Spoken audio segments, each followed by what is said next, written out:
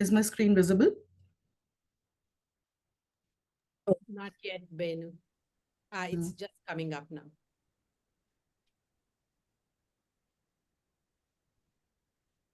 Actually, not Now? now. Okay, Yeah, now great. we can. Yeah. All right. So let's start. Good morning, good afternoon, and good evening, depending on the time zone you all are joining from. A very warm welcome to this webinar today. I'm Benu Verma. I'm an associate scientist with International Rice Research Institute, and I work with the evidence module of CGIAR Gender Impact Platform.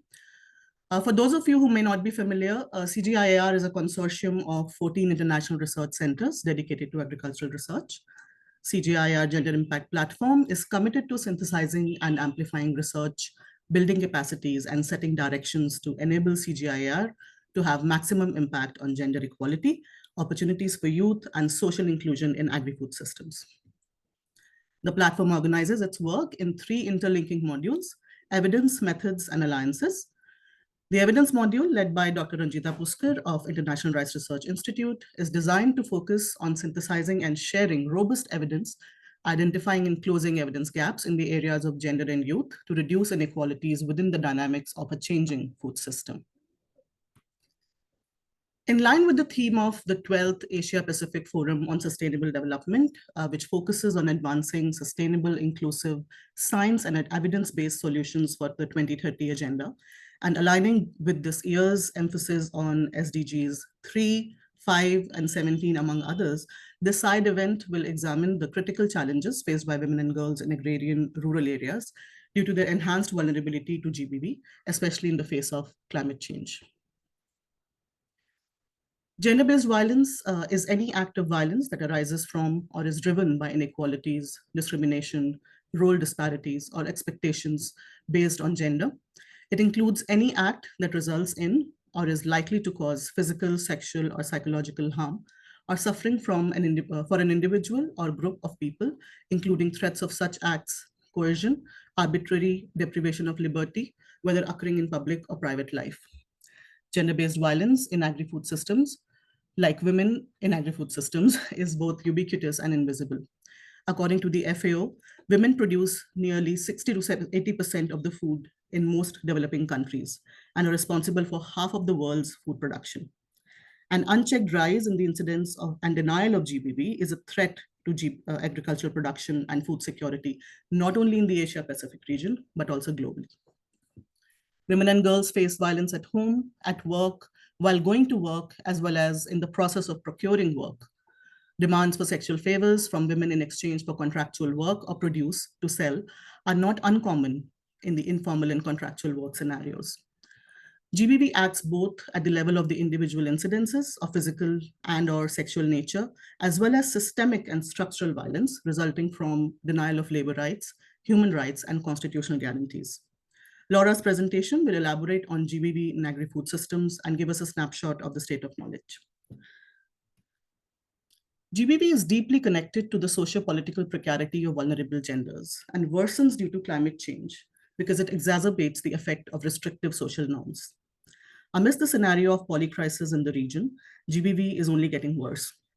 The climate crisis makes resources and opportunities further scarce, leading to loss of stable livelihoods, increased health risks, forced migration, and deteriorating capacities to cope and adapt.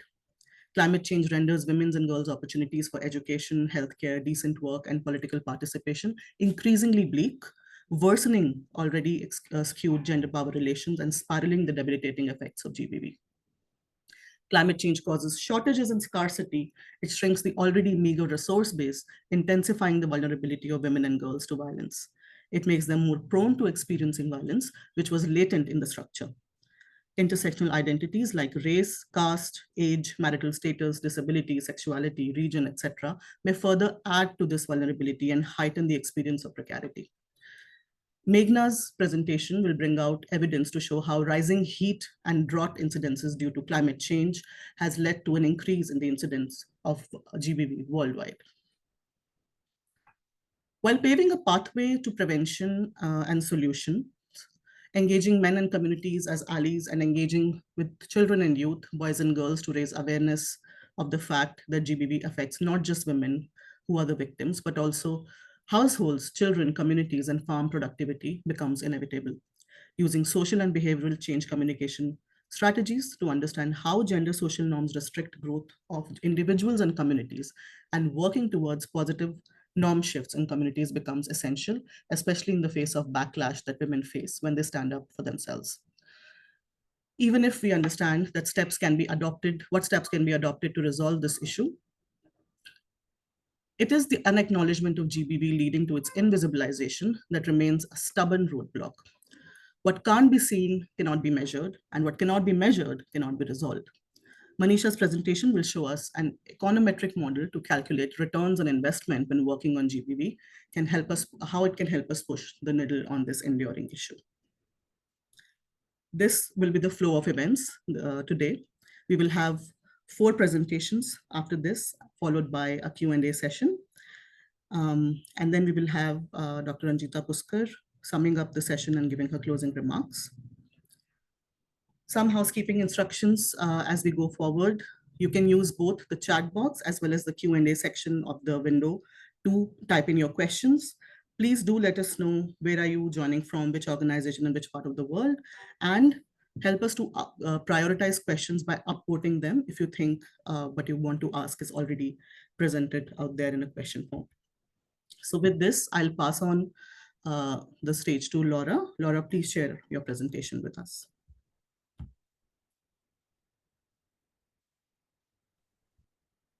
Okay. Good morning, good afternoon, everybody. I'll just share. Give me 1 minute. Is everybody able to see the slides? Yep, Laura. It's Thank good. you. Yes, Laura.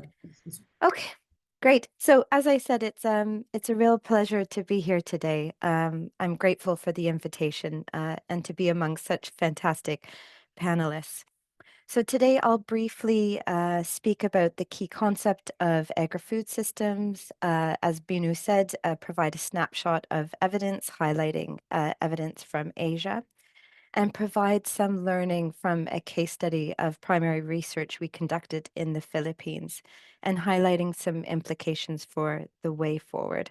I have a lot to cover, and so hopefully bear with me as I race through it. So we've already talked about the definition of gender-based violence. So to talk about agri-food systems, generally agri-food systems refer to all aspects and social relations around feeding and nourishment of people, or lack thereof. This includes every activity from food production to consumption, both informal and formal, household level to large-scale commercial. It involves, of course, many different actors from communities, households, private sector, and government. And as you can understand, each of these actors have different levels of power and access to resources. And what we find in the food sector is that they're often characterized by low skilled and laborious work, which is often undertaken by women. In some sectors, they depend on exploitative labor practices, providing low pay or no pay, lack of protection, and often hazardous work environments. And it's important to note, we often hear about gender-based violence in agri-food systems in the context of the global south, but it's very much a problem of the global north. So there are reports from Canada, Spain, and the UK, where I'm based, around GBV prevalence amongst migrant food workers. And further, in some sectors, such as the tea sector, the violence may be driven by demand from the global north.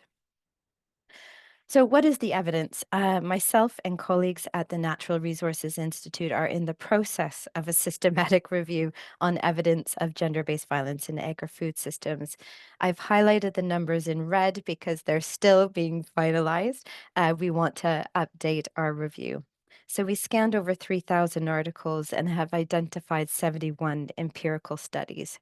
The large amount of that, 39, are from Africa and 16 are from Asia, covering countries such as Laos, China, Indonesia, Bangladesh, Nepal, and India. And we have roughly organized the literature into gender-based violence related to agri-food system outcomes, violence related to labor in agri-food systems, and then finally, violence related to the access or defense of inputs and resources for agri-food systems. So in terms of agri-food systems outcomes, there's quite a bit of evidence around the relationship between food insecurity and higher rates of intimate partner violence, or IPV, and also higher rates of child marriage and survival sex. So that could be the exchange of sex for food, or kind of a forced prostitution term. This is related to increased household stress, often brought on due to crop failure, seasonal fluctuations, rising food prices, but also broader issues around poverty, climate, and environmental change. There's some evidence on the effectiveness of cash transfer programs in reducing IPV in food insecure areas. However, effectiveness very much depends on the program design and social context. There are also studies where violence is perpetrated by intimate partners and family members, such as mothers-in-law, when food has been improperly prepared, or considered to be improperly prepared. There's also some studies showing that withholding food and certain nutritious foods, which is also a form of violence, it could be considered a form of violence, and studies from Afghanistan have demonstrated that. In terms of agri-food system labor, there is evidence demonstrating the links between various forms of gender-based violence, including harassment, sexual abuse, survival sex, to precarious areas of the agri-food systems, particularly large-scale commercial farming sector and the fishing sector. And these are generally areas where workers have very weak rights. The kind of middle area in supply chains, which is your processing and transportation, is a bit less known. But our research in Nigeria and the Philippines shows that these may be areas of potential risk, especially when food is perishable. So there's an urgency to transport it to market, and often women who need to transport their goods to market have very little choice and can be exploited. We also see evidence that the increase in women's income from agri-food systems can increase intimate partner violence in some contexts, and the reverse in other studies. So violence related to accessing or defense of input in natural resources. So I think probably people are most familiar with the evidence or the stories we hear about women accessing food from forests, markets, and collecting water is often a site of violence. There's also evidence of women being exposed to violence when trying to access land to grow food and also to farm, particularly in displacement and conflict, post-conflict settings, such as in the Philippines, which I'll show. The lack of land ownership is also linked to intimate partner violence. Land displacement, there's studies on land displacement linked to trafficking and survival sex. We also see evidence of the reverse, that land ownership can improve decrease rates of intimate partner violence. And finally, there's also evidence amongst violence against female environmental or land defenders, including in the Philippines that we've seen, and also in, particularly where our research looked at violence among female land defenders in Negros.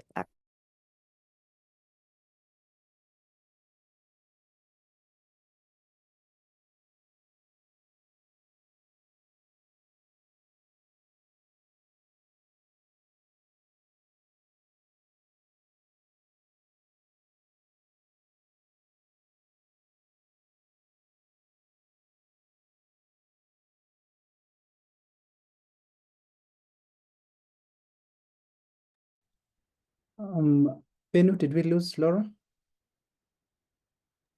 Yes, I think I also cannot hear her. Yes. I think she lost network or something. Yeah.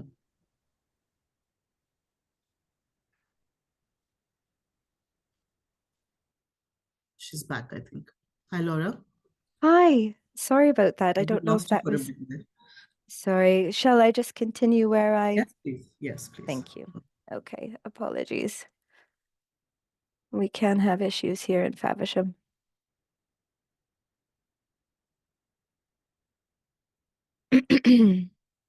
Okay, so a brief conclusion from the evidence so far is that there is existing, as you could see, but limited empirical evidence on GBV and its prevalence in agri-food systems, particularly in Asia. But we do know from practice, from speaking to women's organizations, that it certainly exists. I think what we don't know is who is at most risk and why, who perpetrates and why, and how best to support women's prevention and response strategies better. So I hope there's still time now just to present a quick example from some of my primary research. So we have several projects looking at GBV in Colombia, Philippines, Nigeria, and Brazil related to different contexts. And our research posits generally that violence is systematic and interconnected between food systems, the environment, and climatic change, and is, of course, fundamentally gendered. So hopefully the case study from the Philippines will highlight this type of complexity. But importantly, to understand this, we're using mixed methods, but really focusing on creative methods to work with women, women's organization, and hopefully creating opportunities for women to have more say in the narratives created about them. So our research in the Philippines covered 3 indigenous communities in the Bangsamoro region. And it was led by Tim Salomon in the Philippines. So in this area, we conducted 6 focus groups discussions among the different locations and a series of key informant interviews. And we found that in the communities, the traditional practice in the region is called the Sulagad system, the Sulagad agricultural system.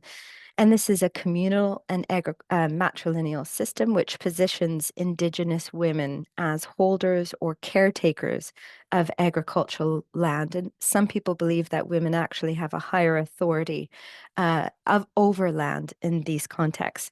Farming is undertaken collectively, often in groups of 4 women, as you've seen in this picture here, and labor is done in exchange for each other, and there's often strong social bonds between those women. However, in these communities, each experienced displacement and land conflicts driven by commercial farm interests. And this very much disrupted the social fabric, and negotiations with private sector, government, and communities then became a political space that was solely occupied by men. So women's authority in the previous Sulagad system was found to deteriorate over time. So a Indigenous women's organization undertook a recording of the cases of gender-based violence, and they recorded 124 cases in the series of a few years among the 3 communities. And gender-based violence was seen to be increasing at an alarming rate. Violence was attributed often to Indigenous women needing to collect food and water in a new location, increasing stress at home, leading to increases in intimate partner violence. And given the significant social upheaval, women had difficulty navigating new roles along with new livelihood strategies. And in many cases, Indigenous women and girls were locating to cities to work, including for sex work. The stress and extra duties related to food provision in new contexts, in this displacement context, also multiplied women's work exponentially. So the documentation of gender-based violence cases was considered by the women's organization to actually be more effective than law enforcement in this area.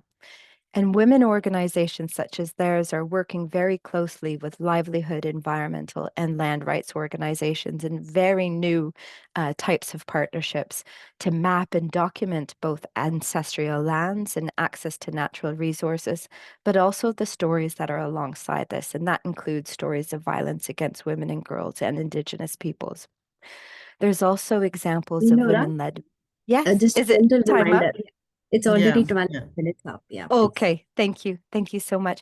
I'll just finish here because it just highlights some of the good practice here. But we also found that women-led mediation work, mediation networks are working to settle disputes with customary structures and restorative justice practices and ensuring that women are key to these efforts. And women's organizations are also working to, use the traditional Sulagad system for women to organize in groups of four to support each other and ensure safety.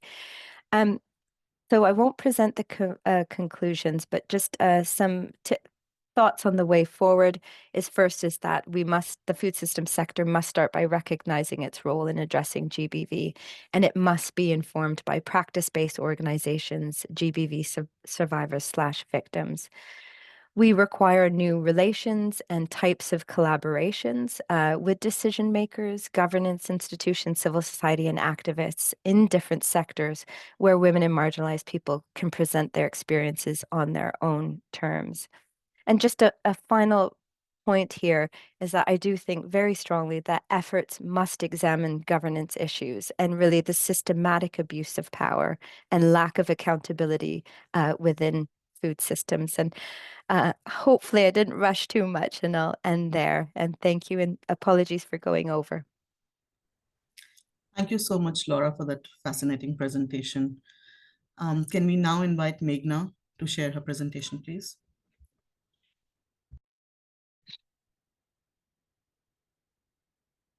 Sure. I'm just going to share it.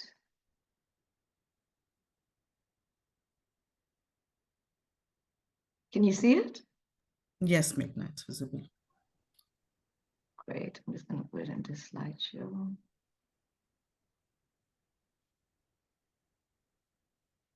Okay. Thank you, Benu and Ranjita and CGIR for this invitation to join this really interesting panel. And thank you, Laura, for that fascinating presentation. My name is Meghna Ranganathan, and I'm an associate professor at the London School of Hygiene and Tropical Medicine. And it is a real pleasure to be here today to speak about this really important intersection. And I'm looking forward to really learning from my esteemed panelists. So for this presentation, I'm really going to zoom in on a specific type of climate hazard, which is the role of heat in droughts. And as the title suggests, I'll be quickly presenting findings from a recent review that I did with my colleagues, and I will present a conceptual framework that we developed based on the review of papers, and finally discuss the implications of this research. But before I start, I just want us to reflect on the fact that so we're all here today because there's recognition that the impacts of climate change are increasing, they're more severe, and they're disproportionately impacting women and girls, and with some evidence that there are different forms of violence that are increasing. And you've just heard from Benu and Laura, but I'm going to specifically hone in on a particular type of exposure that really affects a large swathe of the population, which is essentially heat. And why is this relevant for agri-food systems? It's because climate change has intensified the frequency and severity of heat waves, which increases the baseline ambient temperature that traps heat for prolonged periods of time. And heat waves in turn can heighten droughts by contributing to drier soil and a reduction in water sources. And then that can directly also, heat waves particularly can lead to heat stress. And this is particularly a problem for vulnerable populations and in urban environments as well. And droughts can further intensify heat stress by reducing access to and availability of water, hindering water-reliant cooling strategies, and reducing farmers' ability to irrigate crops.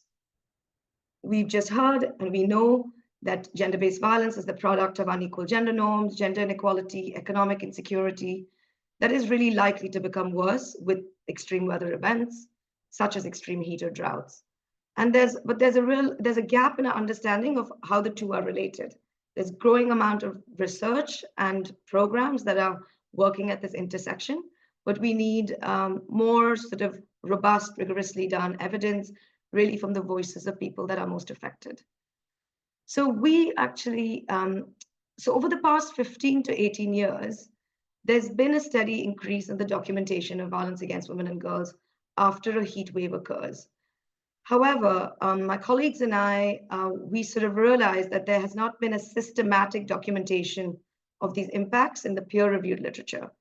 So we set out to conduct our systematic review in an attempt to review the evidence, to map out studies that have explored the links between heat, droughts, and gender-based violence against women, and proposed a conceptual framework of the pathways. So for this presentation, given that it's a short amount of time, I'm just really honing in on the Asia Pacific region. So as you can see from this map, we had 14 quantitative studies, 3 qualitative studies, and there were 8 studies that presented data from South Asia, 3 from East Asia, and 2 from Southeast Asia. And again, just a reminder that the exposure here is heat and droughts. We couldn't conduct a meta-analysis, which is basically sort of trying to find one sort of effect for this, because as you know, there's different types of ways by which heat is measured, droughts are measured, as well as the outcomes. So even gender-based violence is very broad. There's intimate partner violence, there's violence with non-partners, there's harmful practices. They all sort of fall under the umbrella of GBV.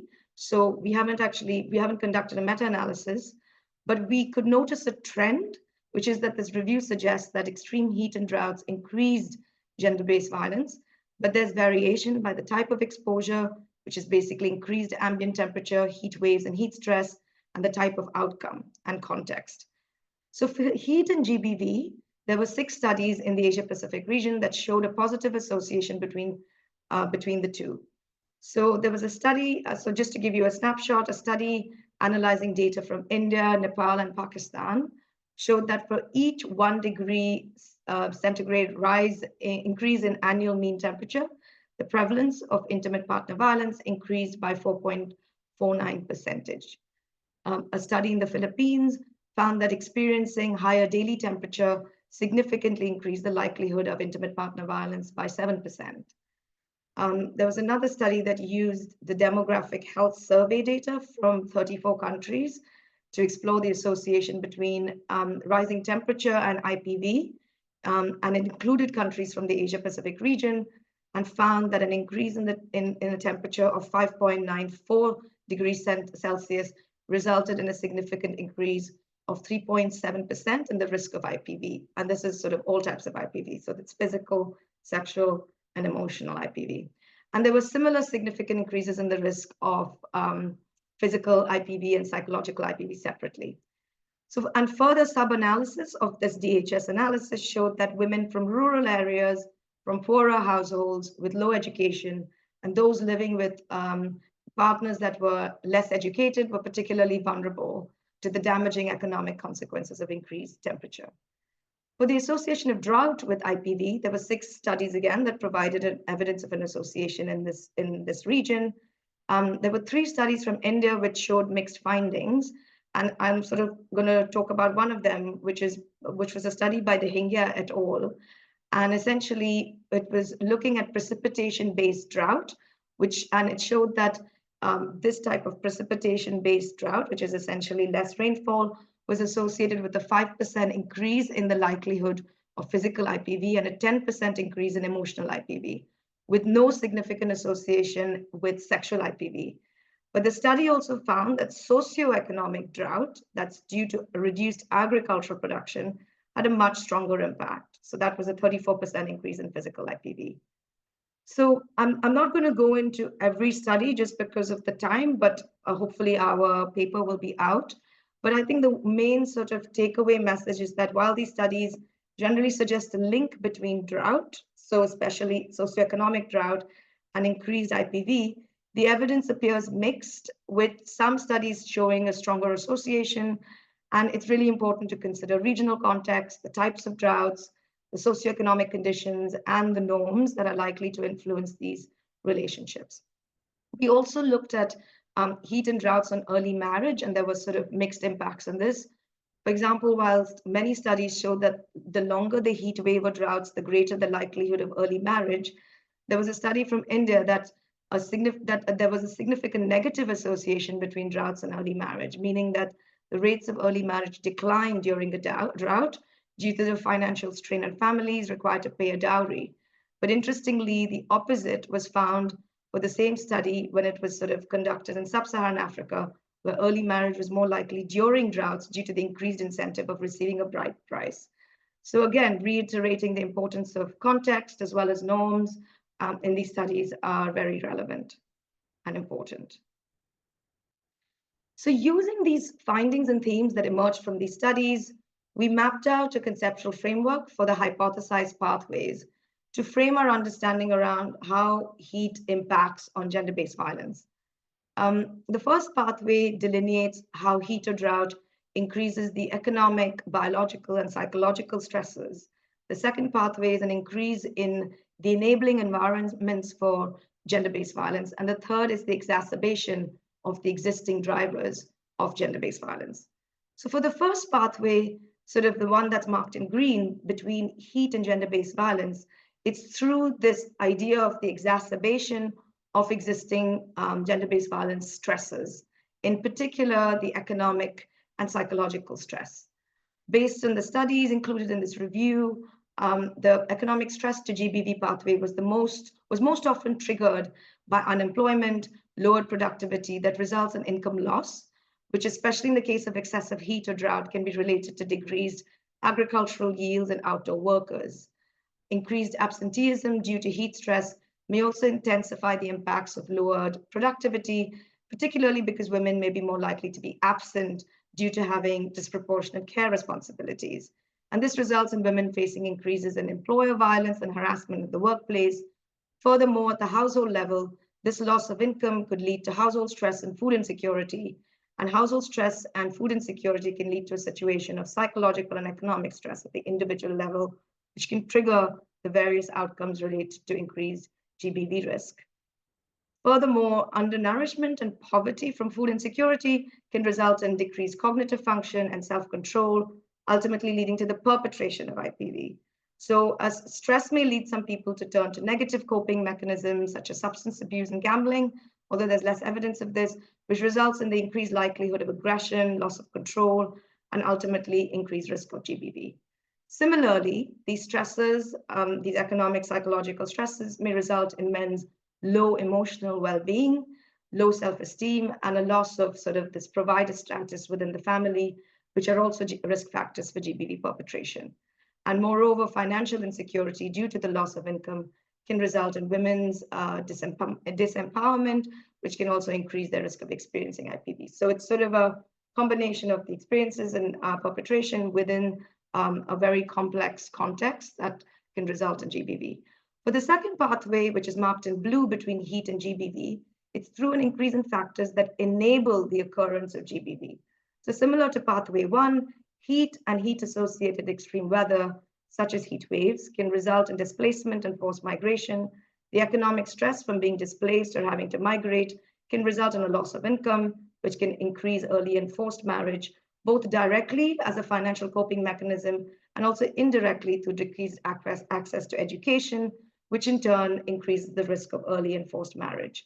And this when coupled with the breakdown of law enforcement that often occurs during extreme weather events, it could lead to a breakdown of social order, both which sort of could result in civil conflict, both of which are environments conducive to increased violence inside and outside of the home. So for example, there was a study that highlighted that in patriarchal societies, a decrease in social order can lead to the promotion of violence to preserve social order. And the situations of increased displacement and of social order can also lead to a breakdown in women's social support system. And this increases their marginalization, which is directly related to an increase in GBV. And finally, the third pathway is really the pathway that underpins this, the other pathways, and it's on the worsening of the existing drivers. So gender and social inequalities, unequal power relations, and harmful social and gendered norms. And this manifests in reduced female representation, participation, and inclusion in climate adaptation and mitigation policies. And in particular, the agency and lower status of women and girls, combined with the effects of post-heat event poverty, can facilitate an increase in forced marriage. And for men, and this is actually Festus will be discussing a lot of this further, it's really this idea of powerlessness that's particularly through the impact on provider and protector roles due to economic insecurity and the loss of livelihoods.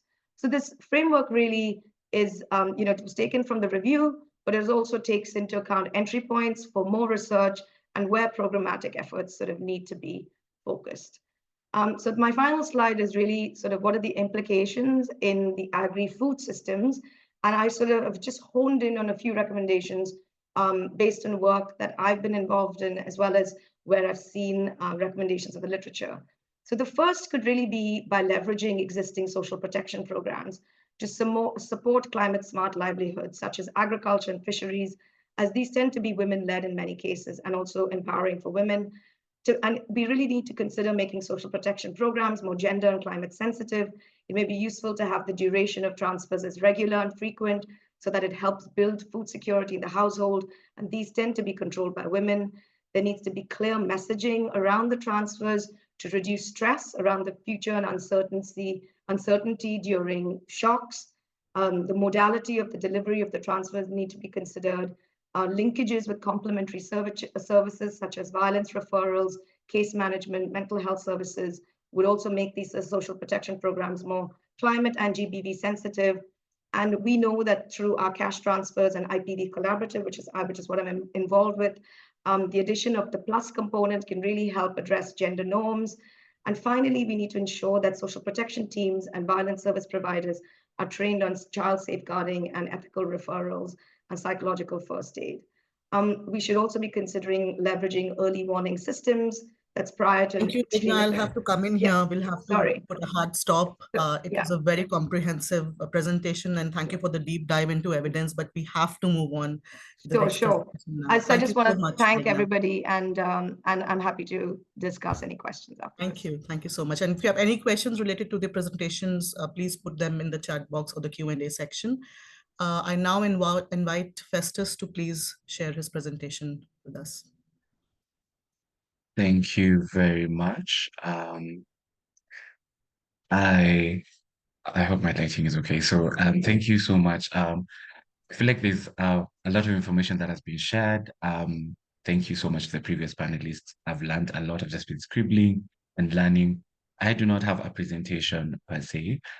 Hopefully, because I have various pieces of information that I've collected from the various publications that we have developed as Men Engage, and I'm looking forward to learning and sharing. So my name is Festus Kisa. I'm a social worker. I'm based in Kenya, but currently in this panel, I'm representing Men Engage Alliance, where I sit as a co-chair to the global board. So I'll do a quick introduction of what Men Engage, of who Men Engage is and how we work, and what our contributions are in, addressing violence against women and girls. So Men Engage is an international social change network, harnessing the collective energies of all its members towards ending patriarchal power and supporting women's rights, and achieving gender justice and social justice for all. So the Alliance is a space for organizations to come together in solidarity with the most targeted by gender injustice and patriarchal systems to collectively dismantle structural barriers to women's rights and gender equality. So as a global network, Men Engage Alliance brings together people and organizations with a shared vision of a world in which gender, justice, and human rights are recognized, promoted, protected, and in which all people are equal and free from discrimination and oppression. So as it stands, we have 1,500 member organizations who are involved in various works to address towards gender justice and social justice. In our contribution, we have noticed that men's use of violence against women and girls continues to be one of the most explicit manifestations of gender inequality. And there are growing indications that positive outcomes can come from engaging men and boys and transforming masculinities to protect women's rights. We realize that these initiatives are scarce, scattered, and limited, And without a critical feminist analysis of gender power inequalities, programs with men and boys can be more harmful than helpful. So how we do this is by following the lead of feminist organizations and women's rights movements and listening to women and creating programs where we challenge the systems that enable discrimination, focusing on gender transformative work and investing and long-term investment in equal rights to resources, opportunities, and decision-making power. So having said that, I will talk, my colleagues have already talked about the forms of violence that are faced by women in agri-food systems. I will talk about, I'll talk about barriers and I'll talk about backlash. So, and how men can be engaged with this. And lastly, my presentation will share some practices that we have learned from our member organizations that are going to help us to prevent, mitigate, and address gender-based violence. So already we know that gender-based violence in the food systems remains under-researched, and because of first on its structural and systemic barriers, there's lack of data and research. While my colleagues have shared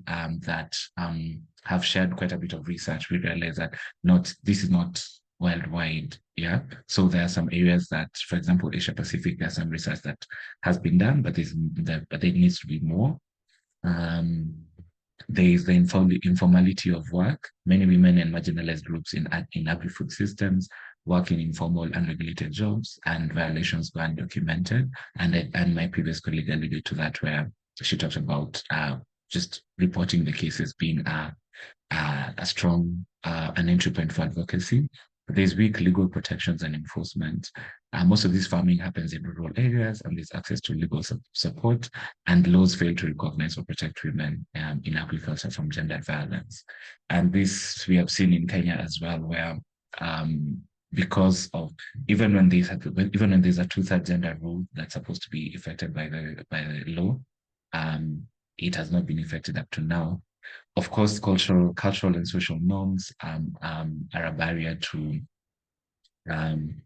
addressing GBV. We realize gender-based violence has been normalized.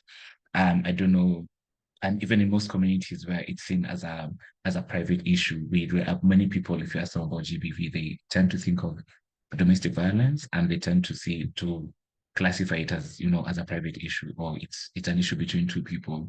They don't see it as a systemic problem. Of course, there's power imbalances, and there's economic dependence, where many women when women cannot leave abusive situations because of the economic necessity. Having said that, while we have done a bit of work around addressing violence, we have faced backlash, especially in terms of because addressing violence which has been normalized makes you stand out. And the reason why we have faced violence, and people have been saying things like, oh, women have been empowered too much. We've had conversations like, oh, why are you focusing so much on women and girls? What happens to the boy child? We've had conversations, or we've had retaliations like, oh, what happens to the men, since women are taking over, and we've noticed that this is how backlash shows up in the agri-food systems. So there's increased gender-based violence and intimidation. And we see this at domestic level, where as women gain economic independence, such as owning land or running agribusiness, men see this as a threat to the authority, leading to increased domestic violence. When women earn more and more than the men, that leads to increased violence. There's workplace harassment and exploitation. We have seen even when women are working, going to the workplaces, in the world of work, sexual harassment is not considered a violation, and there's bullying from supervisors who are normally male. There's community retaliation. Women participating in decision-making bodies and someone mentioned land defenders, maybe targeted with threats, verbal abuse, or even physical violence. We have seen instances where women participate, like women who have to leave their homes early and come back late. Society, community labels them as, as disobedient, as promiscuous, as, as stubborn, and they use violence to put women in their place, and I'm using air quotes for that. The more women continue to participate in economic empowerment opportunities, there is cultural and social exclusion. Women who are hardworking in the farms are labeled as westernized, are labeled as bad wives, are labeled as disobedient, and such kind of stigmatization leads to exclusion. We find that male relatives or community leaders may restrict women from, attending training sessions or community or I don't know how farming is organized in other areas, but in Kenya, we have these women's organizations. They normally call them chama, where a collective of women who either contribute monthly or form a network or a circle. And they normally have meetings either on Saturdays or Sundays. You find that as a punishment, women are not allowed to participate in these sessions because they're considered because participation in that will make them more empowered than men. This forced conformity, women are forced to return to traditional roles or forced early marriage or withdraw from agricultural work, especially if it's seen as a moneymaker, if they tend to make more money than men. And of course, the other structural barriers such as land and resource sabotage. We know that most women don't have access to the land, don't own the land that they work on. We know that there are some incidences where land is grabbed, especially if the agricultural work they do is successful.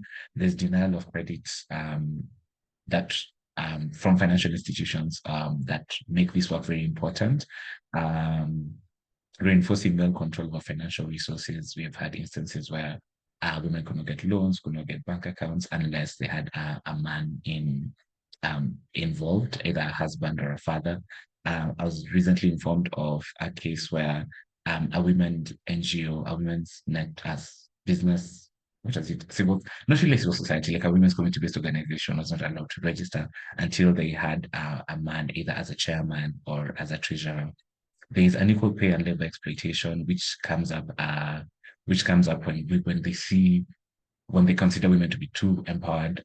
So women are paid less than men, they're denied leadership opportunities, yet at the same time, community considers them too empowered or too stubborn.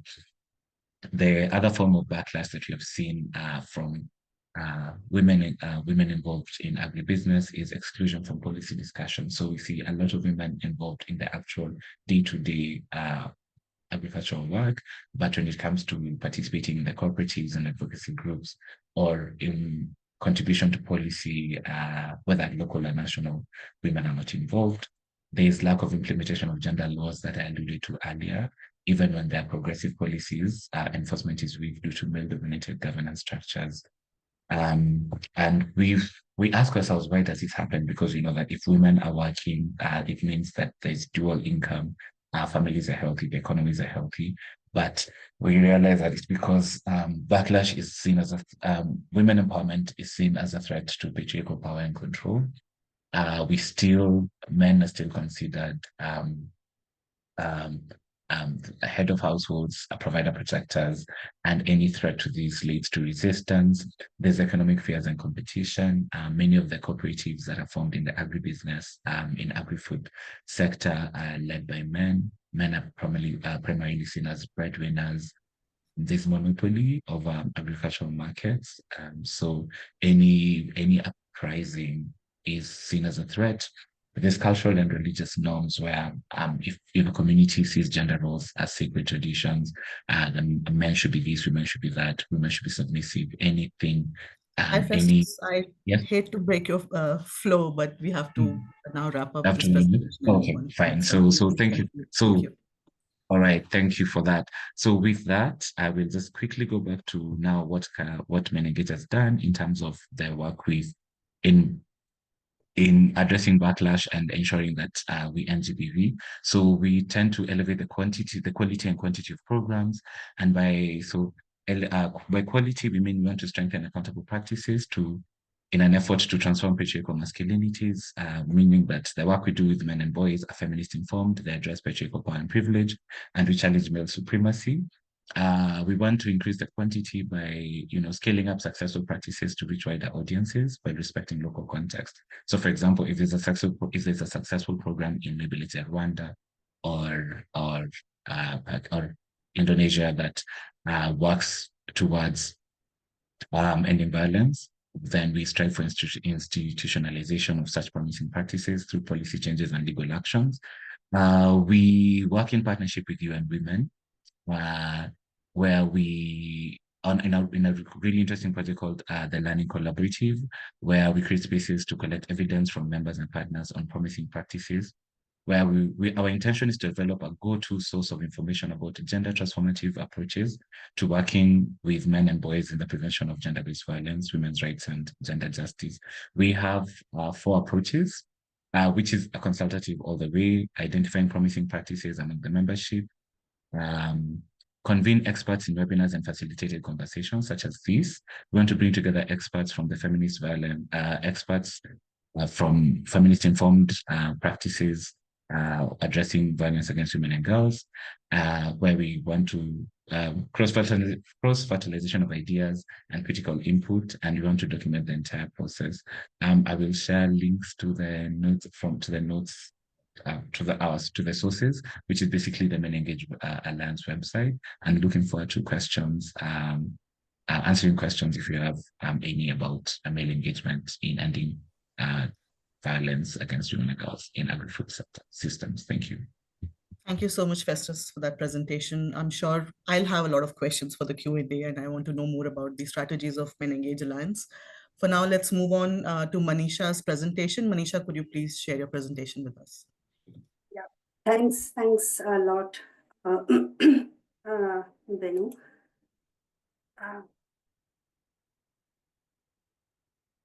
I think that's wrong sharing.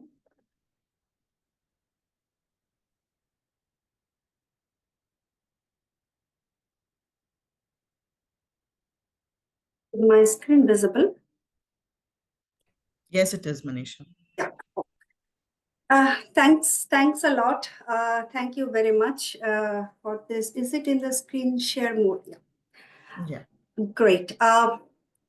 I will be very quick. Good morning, afternoon, evening. I'm going to primarily talk about, as Benu mentioned in the beginning, about the correlation between gender-based violence and business return on investment through WSF's example.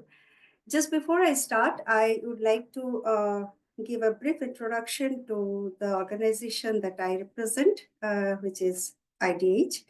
WSF is managed by IDH. IDH is a global organization working with multiple stakeholders to transform markets. So it's really a solution-seeking organization. And we convene, co-create, co-finance to tackle vital agriculture value chain challenges, working conditions, wages, deforestation, climate change, etc.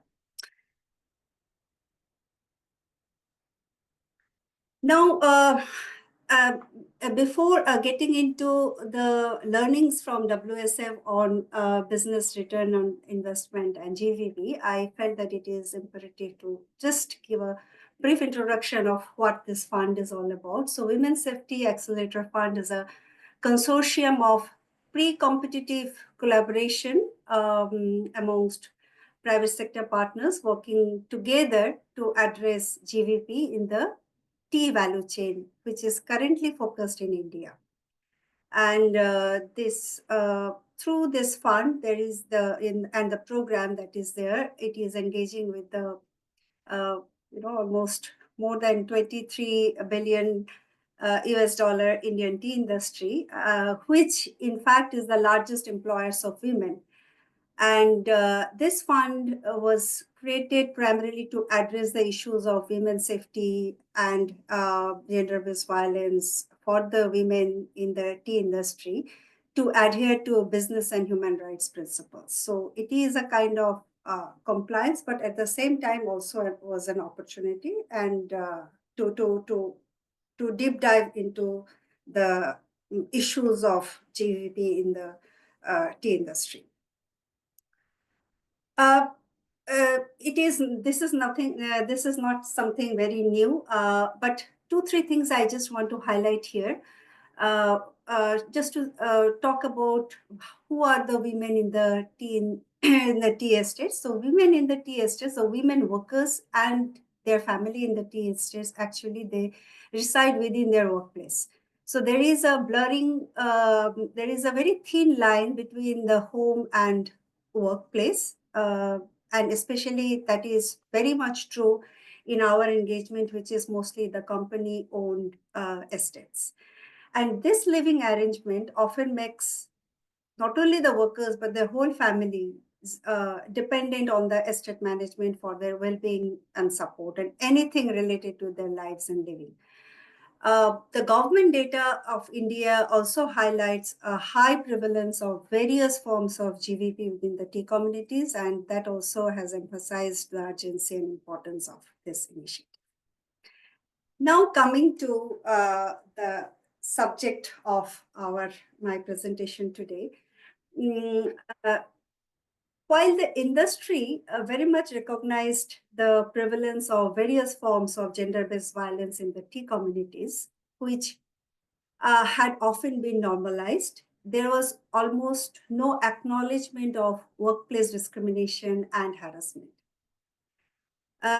Additionally, the industry also perceived its role in addressing these issues as limited because they do not understand the issue well. They fear they won't be able to address. They also thought that that is not their role to play. There is always a lack of access to services because of their remote locations and geographically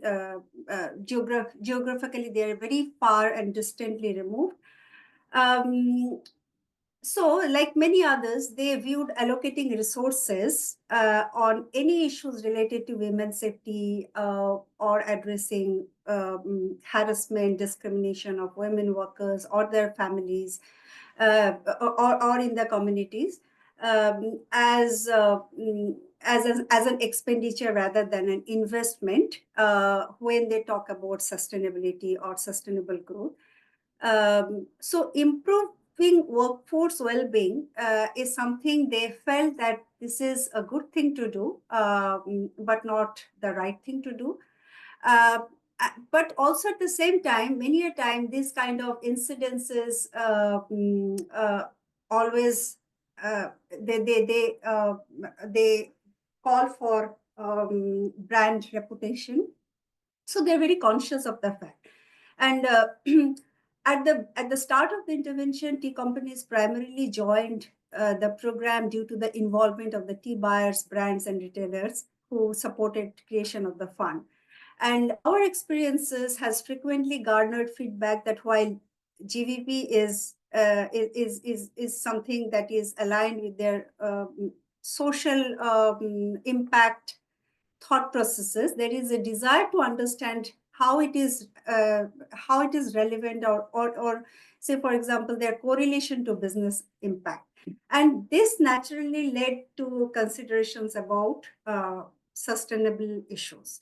So just to give, there is a very clear distinction that we have made between the social return on investment and business return on investment.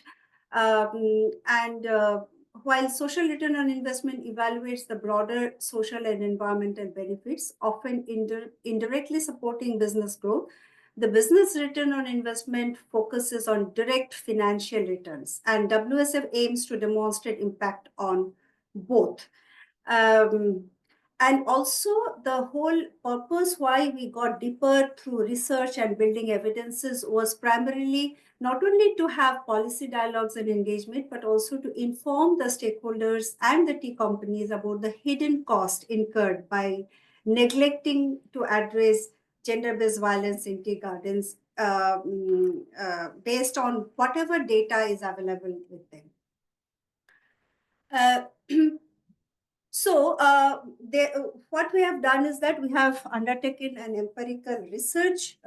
Also, we have through the program implementation tried to gather evidences and emphasized on quantifying violence, both in tangible, measurable values to address the concerns. The research has integrated different forms of gender-based violence experienced by women and girls in the tea gardens into an econometric framework. And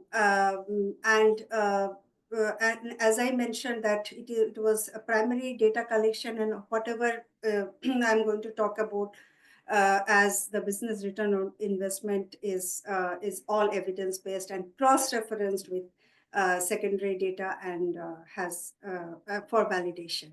So these are some of the ways by which, you know, how the tangible and intangible forms of various kind of violence is impacting at the individual and the company level, and also how we have assimilated the cost implication of violence. So, for example, if a woman has faced domestic violence, is being absent from the workplace, there is a loss of work days definitely and less pay for the worker. But at the same time, the tea estate is also having to bear a lot of brunt, loss of production if it goes beyond its beyond limit. Then compensation has to be borne by the tea company.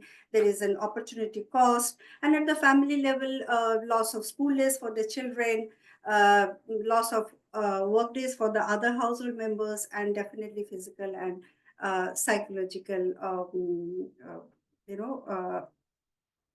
things, aspects that the other family members are suffer due to one simple incidences of violence.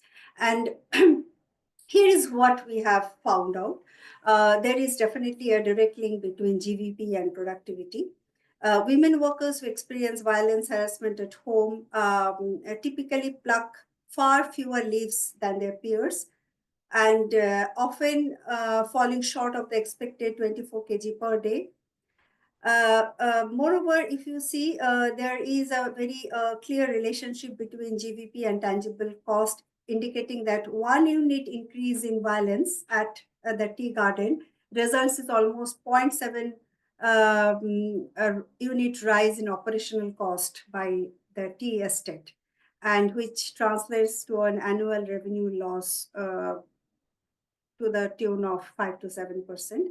But the good news is that interventions like WSF or any kind of support by the company or the garden management can reduce the productivity loss by up to 71%. And this itself definitely showcases the positive impact of support counseling in boosting productivity and financial performance. So there's just to end saying that GVP is not only a compliance issue for government or or industries or for responsible sourcing and procurement. It is a crucial driver to economic growth and definitely a strategic move. We already are seeing early signs of successes, and what is more remarkable is that we are also seeing how unsupported market players are independently adopting some of the learnings from WSF. And going ahead, we are very keen to explore how this can be adopted in the smallholding farmer segment, which is relatively unorganized. Thank you very much. Over to you, Benu. Thank you so much, Manisha, for that very succinct presentation and for keeping to the time. Thanks so much. We do have some questions which have come in. I think one of them is directly addressed to the Men Engage Alliance. So the question is that my ask is on specific male-engaged transformative approaches that have been used and may increase women access to I think it's made increase women access to resources. So Festus, would you like to reflect on that one? Yes, that's an interesting question. Well, what we have done is community initiatives where one of the promising practices is involving both men and women in trainings. So for example, if we have a session for women farmers or women who are in the agri-food system sector, we'll have a session for men as well, so that we understand that empowerment is not just a women's. It's not just a women's issue. It's good for the community. That when women have this, when we create safe spaces for women to work, women are more productive. They're able to balance. Women are more productive. The family is healthy. There's dual income, and men now also have to step up. So now there's also work we do around men and care work. So if the woman is at work, what does the man do? What is the man doing? How is the man supporting the wife in managing the home? That is at domestic level. At community level, we have how do we change attitudes towards women and in the workforce, in the farms. So for example, how do you work with other men to create a safe environment? So if how do you encourage each other to adopt this positive attitude, a positive masculinity, where I'm not just a provider protector, but I'm a partner in this family, and we are equal in doing this work. We know that it faces challenges, but this is the transformative work that we're talking about. Men talking to other men about about safety, about what empowerment really is, and how do they step up to these roles.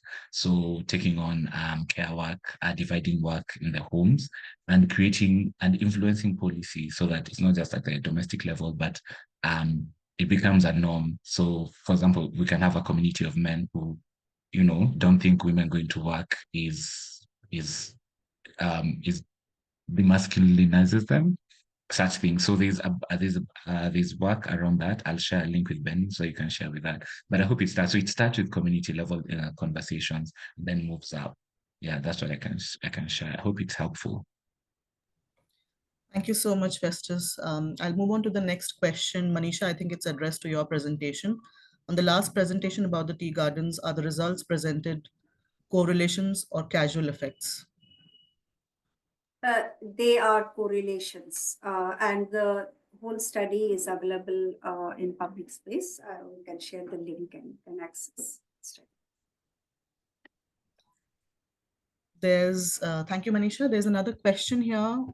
We did try to conduct trainings with men in the community in Madhya Pradesh, India, but realized men get triggered easily, and they were not happy with this new method of engaging men. Do you think it is because women were imparting training to them? And I think this also relates to a question that has already been answered by Laura in the Q&A section about backlash. And how do you, are there any insights or evidence that you've collected on, how backlash is being addressed specifically? Any of you, I think Festus, you or anyone else could also take a stab at this one. Yes, I'll respond to the training part. So we learned that men respond better to their peers, especially if it's a community that has cultural shifts and have their own dynamics around men and women being in the same room. So for example, if you're aware of this, if the cultural context is that men and women do not sit in the same room, or they don't have, or men only speak to men, it's important to acknowledge that. And then you would start by finding one person who's interested, who would be a peer or a change maker. So having someone who's trained or who believes in the cause, now who becomes a champion and now leads this peer-to-peer learning, it will become much more effective. It takes time, because you have to have someone who wholeheartedly believes in the work and in the mission. So you want to have a man who's gender transformed. And so it will take time, but take time to identify that one person who will champion this cause in the community. That way he can talk to other men and they will listen. Otherwise, it might be a challenge if you are using women to to provide knowledge. So further providing the narrative that women, that if the community already has an attitude around women's empowerment, then that's going to be a challenge. So find one person who's going to be the champion, who's going to now lead other men in these conversations. Thank you. Thank you so much, Festus. There's this answered question by Diana, and I've put the question as well as the responses to the question in the chat box, just in case everybody cannot see the Q&A section here. With that, we come to the end of Q&A. Ranjita, can you please have your closing comments and remarks? Sure. Thank you so much. I mean, I don't even know how to summarize such a rich set of presentations, but thank you so much. And I'm also mindful of the time, so I'll keep this very brief.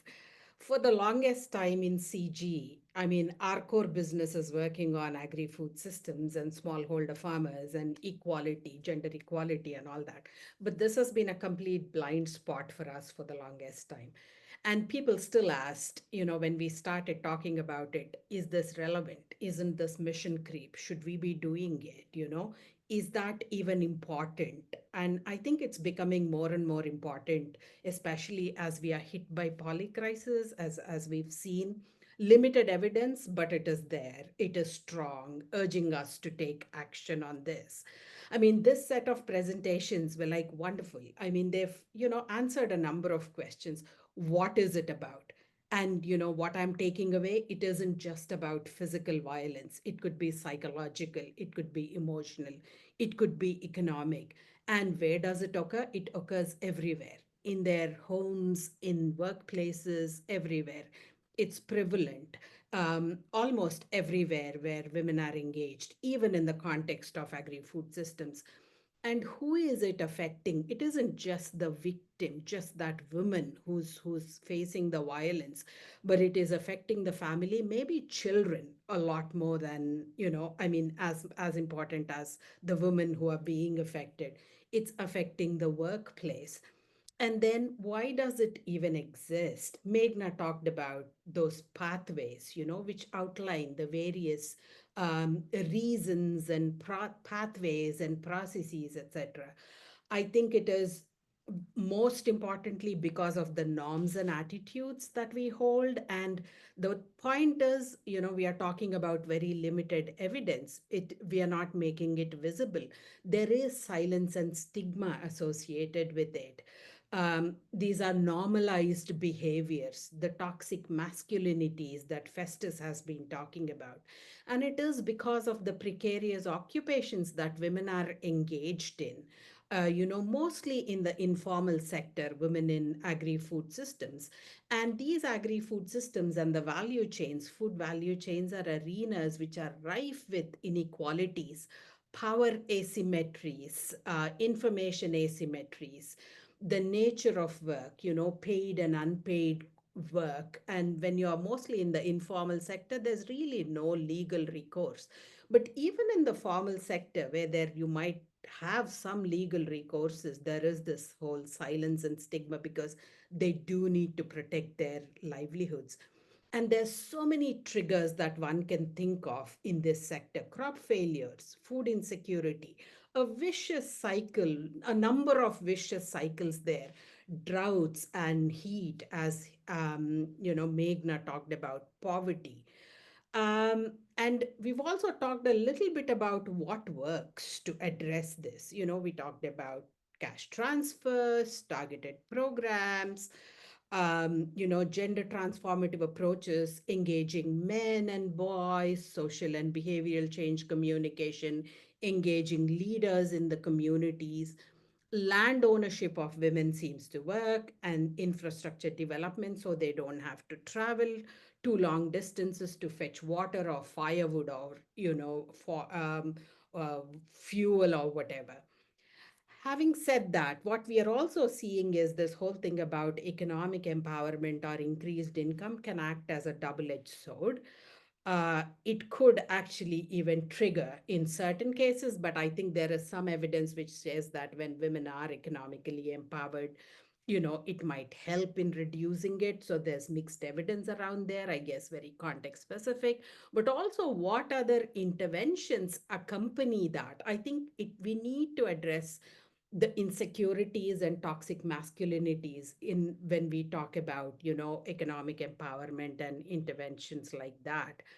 And I think very powerful in terms of what does it cost, Manisha's presentation, because helping making that business case. I mean, when we started talking about gender in agriculture, until FAO came out with that cost, estimating what it is costing us in terms of perpetuating hunger and food insecurity, no one really paid as much attention or invested.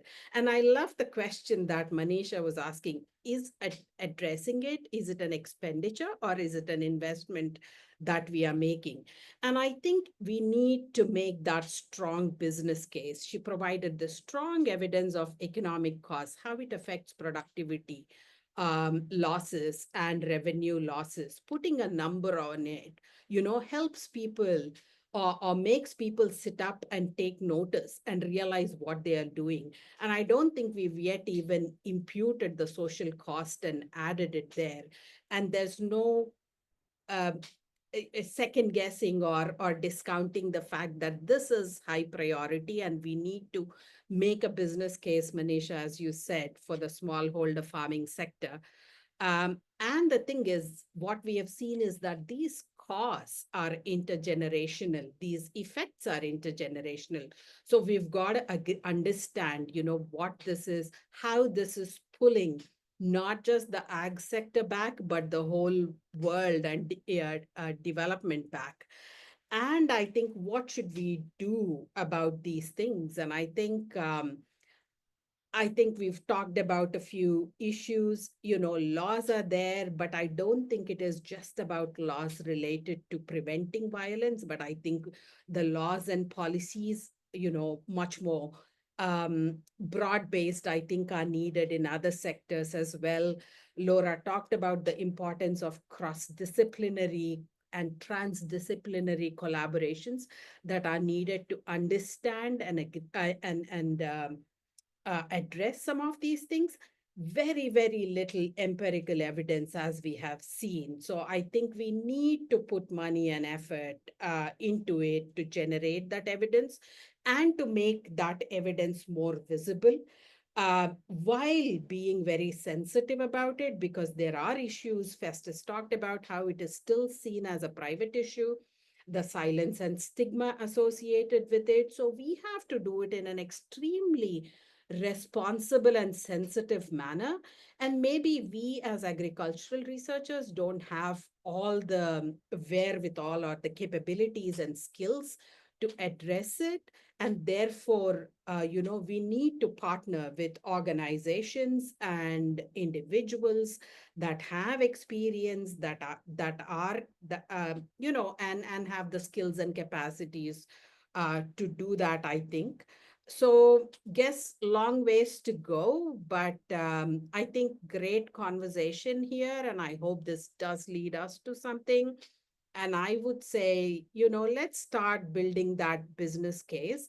And we at this gender platform, CGIAR gender platform, have started collating some resources on gender-based violence, but we are still building that resource base, toolkits, what can be done, how do we understand it, what evidence exists. But let's keep adding to that. And I encourage all of you to share any materials, resources that you might have to add to that. But also let's figure out ways of continuing this conversation so we are able to address this very, very important topic.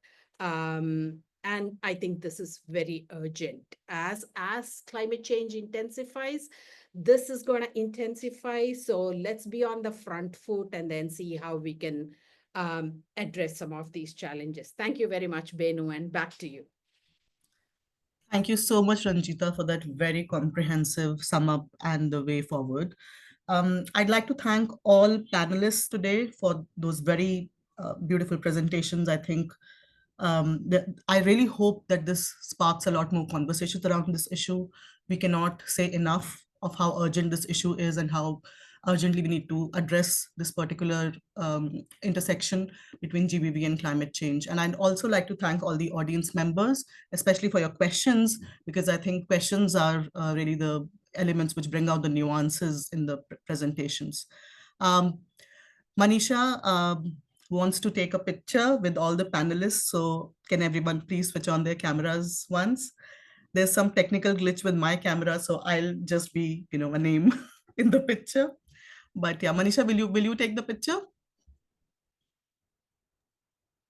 I'm also taking picture in Yeah, the phone. Pooja is going to take. Okay, yeah, great, not- great. you can Yeah. please take. Yeah, maybe I can just put up a picture of me, the already existing picture of me. Yeah. No, that's fine. Please go ahead. Yeah, it's right. Thank you, Great. Pooja. Yeah. Okay, Thanks. thank you Thanks so everyone. much. Thanks so much for Thank you this. And so I really much. hope we can find some ways, like Ranjita said, to continue this conversation and take this forward. And this is a good conversation sparker in other platforms as well. Thank you so much. Thanks, everyone. Thanks. Bye-bye. Bye. Bye. Thanks, everyone. Well.